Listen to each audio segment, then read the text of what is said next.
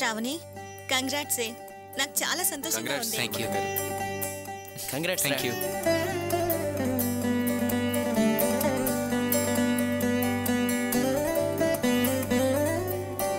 నిండు నూరేళ్లు చల్లగా వర్ధిల్లండి. లేవండి. ఇంకా మీకు ఎటువంటి సమస్యలు రావు.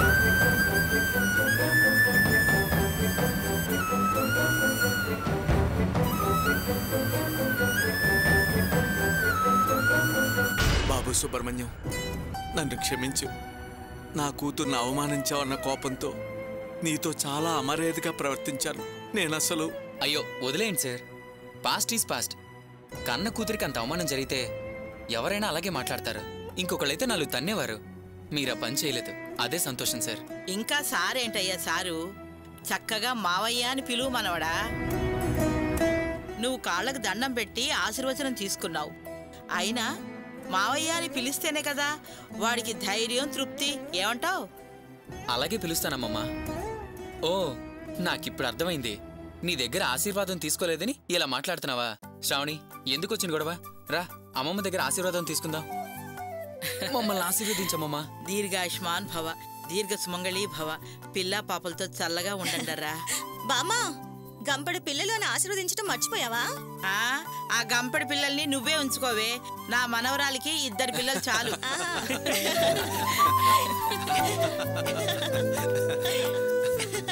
సరేరా కొత్త పెళ్లి కొడుక, నెక్స్ట్ ప్రోగ్రామ్ ఏంటి? ఎక్కడికి వెళ్ళటం? ఇంకెక్కడికి? పెళ్లి అయిపోయిన తర్వాత హోటల్కే కదా, భోజనాలకి. రేయ్, పెళ్లి చేసేం కదా అని ఓసిగా తినే బుద్ధి పోనిచ్చుకోవా. నెక్స్ట్ స్ట్రైట్ గా సుబ్రహ్మణ్యం ఇంటికి వెళ్దాం. వాళ్ళ అమ్మగారు కూడా ఆశీర్వదించాలి కదా.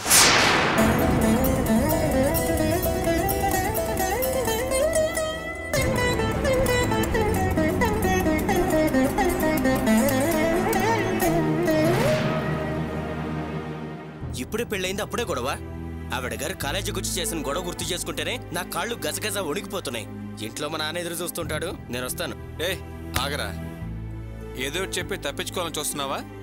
నేను చెప్పేది కాస్త జాగ్రత్తగా వినండి. అందరం కలిసి ఈ పెళ్లి చేసాం, పని అయిపోయిందని చెప్పి మన దాన్ని మనం వెళ్ళిపోతే ఎలారా? లవ్ మ్యారేజ్ అంటేనే పెద్దలు కోపడతారు, వాళ్ళు అనేది అంటారు. మనమే కాస్త ఓపికగా ఉండి వాళ్ళకి నచ్చ చెప్పి ఎలాగోలాగా వాళ్ళ మనసు మార్చాలి. మనమే వాళ్ళని కూల్ చేయాలరా. అయితే నేను వెళ్ళి ఐస్ క్రీమ్ తీసుకురానా? తిండిపోతేదవా, ముందెళ్ళి బండి తీరా. రండ్రా, పదండి, రండ్రా. అరే జోసఫ్, ఇలా రారా. ఇప్పుడు ఇంటికెళ్తే అమ్మ ఎలా రియాక్ట్ అవుతుందో? గొడవేం కాదు కదా? డెఫినెట్ గా ప్రాబ్లమేరా, అందుకే కదా ఈ కుర్రాళ్ళంతా వస్తున్నారు. ఇంకేం ఆలోచించుకో.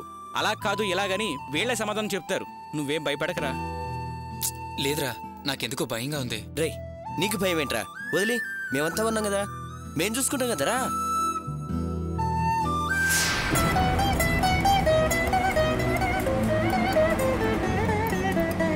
బయలుదేరదామా?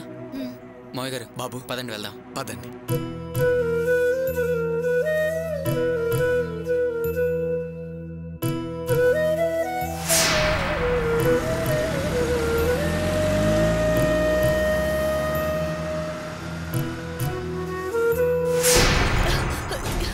ఏంటి నువ్వు చెప్పేది నిజమా?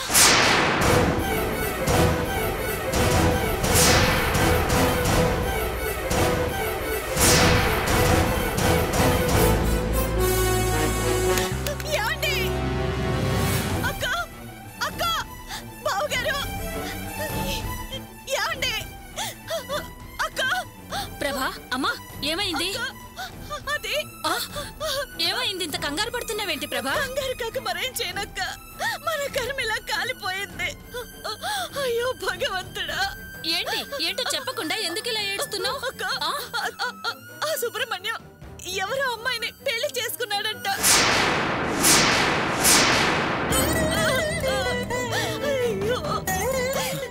ఏంటి నువ్వు అనేది? మనం మోసపోయామండి, నిండా మునిగిపోయామండి. ఆ సుబ్రహ్మణ్యం ఇంకో అమ్మాయిని పెళ్లి చేసుకుంటున్నాడంట. ఏమిటమ్మా మాటలు? నిలబడే కలలు కంటున్నావా ఏమిటి? లేదు బావు గారు, వాడు ఎవరినైతే పెళ్లి చేసుకున్నాడు అదే కాలేజ్ లో చదివే మన ఊరు అమ్మాయి, మన బంధువుల అమ్మాయి నాకు ఫోన్ చేసి చెప్పింది. ఆ కాలేజ్ వాళ్ళందరూ కలిసి ఆ సుబ్రహ్మణ్యంకి దానికి గుళ్ళో పెళ్లి చేస్తున్నారట. ఆ అమ్మాయి ఎవరినో చూసి ఎవరో అనుకుని పొరపాటు పడి ఉంటుంది. నువ్వు అనవసరంగా లేనిపోని గొడవ చేయకమ్మా. గుళ్ళో పెళ్లి జరిగిపోతుందంటే నన్ను గొడవ చేయొద్దంటారేంటి బావగారు? ఆ పిల్లకి అతనికి మధ్య చాన్నాళ్ళుగా ప్రేమ వ్యవహారం నడుస్తుందట.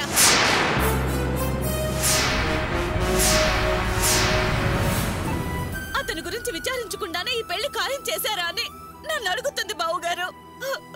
ఇప్పుడు అక్కడ గుళ్ళో పెళ్లి జరిగిపోతుందట. దాన్ని ఆపగలరా? మీరు ఆపగలరా? మాట్లాడరేంటండి? 420 గాడు రాస్కెల్ చీట్ చేశాడు. వాడు మనల్ని చీట్ చేశాడు అన్నయ్యా. వాడు మనల్ని చీట్ చేశాడు. ఏమిట్రా ఇది? అసలు ఏం జరిగిందో తెలియకుండా ఎందుకురా ఇలా మాట్లాడతారు? ఇంకా ఏం తెలుసుకోవాలన్నయ్యా? నాకు అర్థమైంది, నాకంతా అర్థమైంది. మనకి బ్యాంకులో ఆడిట్ అని చెప్పి వాడు కాలేజీ దగ్గర వెయిట్ చేస్తూ తీరిక లేకుండా ఫోన్లో మాట్లాడుతున్నాడని సునీత వాళ్ళ ఫాదర్ ఫోన్ చేసి చెప్పినప్పుడే మనం ఆరా తీయకుండా తప్పు చేశాం. వాడు ఆ పిల్ల కోసమే ఆ కాలేజీ దగ్గర పడిగాపులు కాస్తున్నాడని ఇప్పుడు అర్థమవుతోంది నాకు. ఈ సంబంధం అనుకున్న రోజు నుంచి వద్దండి వద్దండి అని నెత్తి నోరు కొట్టుకుంటున్నాను. ఆస్తి లేకపోతేనే బుద్ధిమంతుడు బుద్ధిమంతుడు అని నా నోరు మోయించారు. వాడి బుద్ధి ఏంటో ఇప్పుడు బయటపడిందిగా. నా కూతురు బతుకు బండలైందండి. అపశకునాల మీద అపశకునాలు, అడ్డంకుల మీద అడ్డంకులు వచ్చినప్పుడైనా మీరు కాస్తైనా ఆలోచించారా? ఆహా లేదే. ఆ దుర్మార్గుడు నటించాడు, మీరు నమ్మారు. మహేశ్వరి బతుకు గంగ పాలు చేశారు కదండి.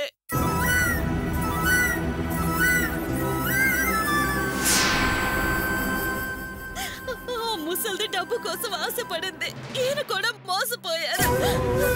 చేతులారా నా బిడ్డ గొంతు కోసారు. ఒక్కసారి కాకపోతే ఒక్కసారన్నా నా మాట వినుంటే ఇవాళ మన కర్మిలా కాలుండేది కాదు. చేతులారా దాని జీవితాన్ని నాశనం చేశారు కదండి. ఏమని చెప్తారు? ఊరుకో ప్రభా. అమ్మా ప్రభావతి, ఊరుకో అమ్మా, ఏడోకమ్మా. రే, ఎందుకురా అలా కుమిలిపోతావు? ముందు అక్కడికి వెళ్ళి అసలు ఏం జరిగిందో కనుక్కుందాంరా. కాస్త ఓపిక పట్టమ్మా. ఇప్పటి వరకు పట్టిన ఓపిక చాలు బావు గారు. ఇంకా వాళ్ళ ఇంటికి వెళ్ళడం దేనికి? వాళ్ళని ఆశీర్వదించి రావడానికా? అయినా వారం రోజుల్లో పెళ్లి పెట్టుకొని వాడు ఏ ధైర్యంతో ఇంకో అమ్మాయిని పెళ్లి చేసుకున్నట్టు?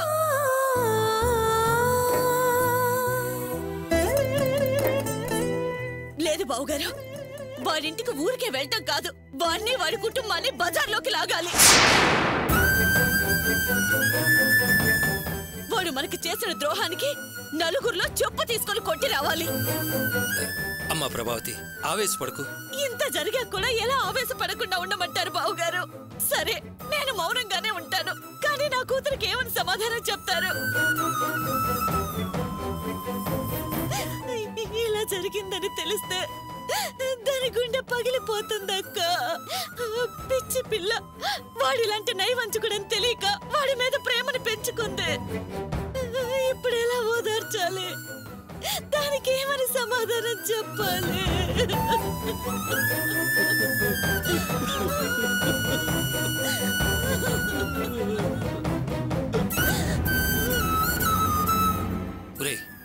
మహేశ్వరి ఎదురా గుడికెళ్ళింది నాన్న. అవును, గుడికి వెళ్ళింది. దానికి విషయం తెలియక గుడికి వెళ్ళింది. ఎన్ని పూజలు చేసిందో దేవుడికి. దానికి ఇదే నా ప్రతిఫలం. ఆ దుర్మార్గుడు మంచాడని నమ్మి వాడి కష్టాలు తీరడానికి ఇది దీక్షలు చేసింది. ఎన్ని పూజలు చేసింది, ఎన్ని వ్రతాలు చేసింది, ఎన్ని ఉపవాసాలు ఉంది. దీని కడుపెండ కట్టుకొని వాడిని కష్టాల్లోంచి బయటపడేమని ఆ భగవంతుని ప్రతి క్షణం ప్రార్థించింది. వాడి కేసుల్లోంచి బయటపడాలని కంటి మీద కునుకు లేకుండా పోలీసులతో లాయర్లతో పోరాటం చేసింది. అలాంటి దానికి వెన్నుపోటు పొడిచాడు వాడు.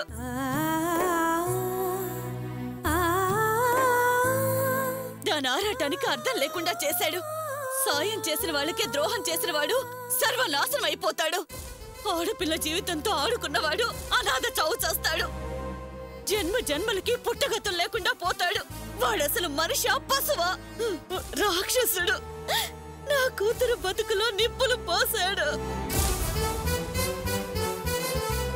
భగవంతుడా, ఏంటయ్యా ఇది? ఒక్కగానొక్క కూతురు పెళ్లి ఘనంగా చేద్దామంటే దాని బతికిలా చెట్టుబండలు చేసి కన్నీళ్లు మిగిల్చావు కదయ్యా. అదేం పాపం చేసిందని దానికింత శిక్ష విధించావు. ఊరుకో ప్రభా, ఊరుకోమ్మా.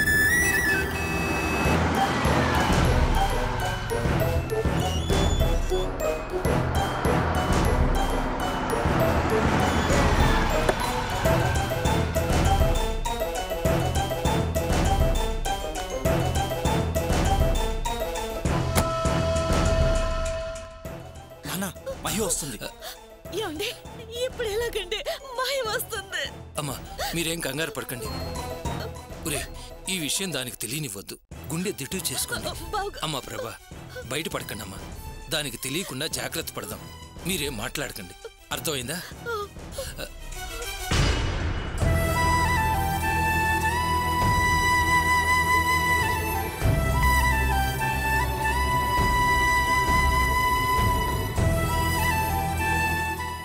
ఏమ్మా, గుళ్ళో జనం ఎక్కువగా ఉన్నారా? లేట్ అయింది. ఊరుకో అమ్మా, ఊరుకో ఊరుకో ఊరుకో తల్లి, ఊరుకో.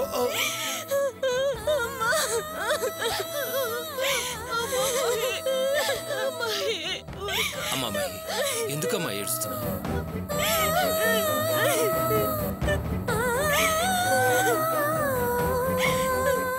గుడి తలుపులు మూసుకుపోయాక ఏం చేయగలనమ్మా? శుభలేఖలు వేయించాము, వారంలో పెళ్ళన్న ఆనందంలో ఉన్నాము. కానీ ఆ సుబ్రహ్మణ్యం ఇంతకు ముందే పెళ్లి చేసుకున్నాడు.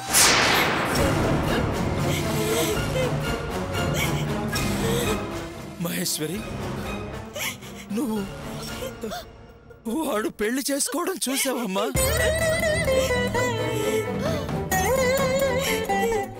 చూసాను. నా కర్మ ఎలా కాలిందో నా కళ్ళారు నేనే చూశాను. అమ్మా, నాకే ఎందుకు ఇలా జరిగింది? నేనేం పాపం చేశాను?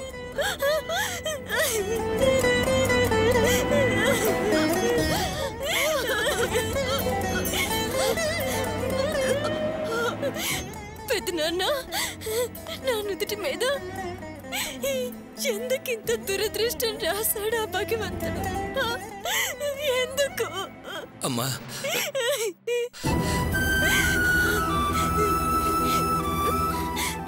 ఏరా, నేను అందంగా లేనా?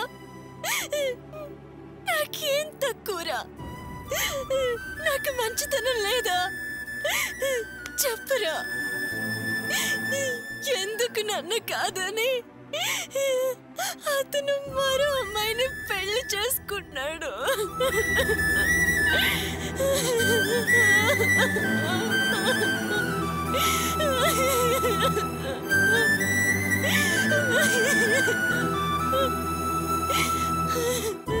అది నీ దురదృష్టం కాదమ్మా, వాడి దురదృష్టం. వాడు మనిషి కాదమ్మా, మనసు లేని రాక్షసుడు.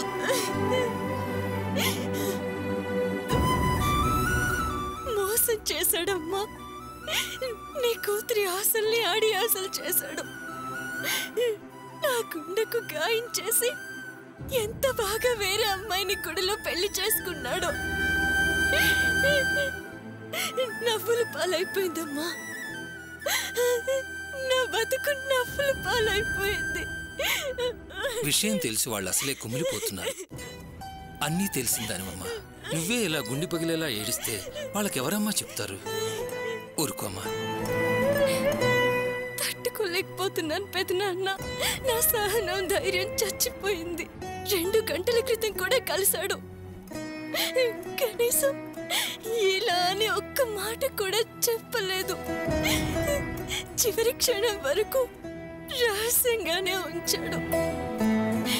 నేనెంతగా ప్రేమించాను, అతనంతగా వంచాడు. ఒకరికొకరిమై చివరి దాకా నడవాలనుకున్నాను.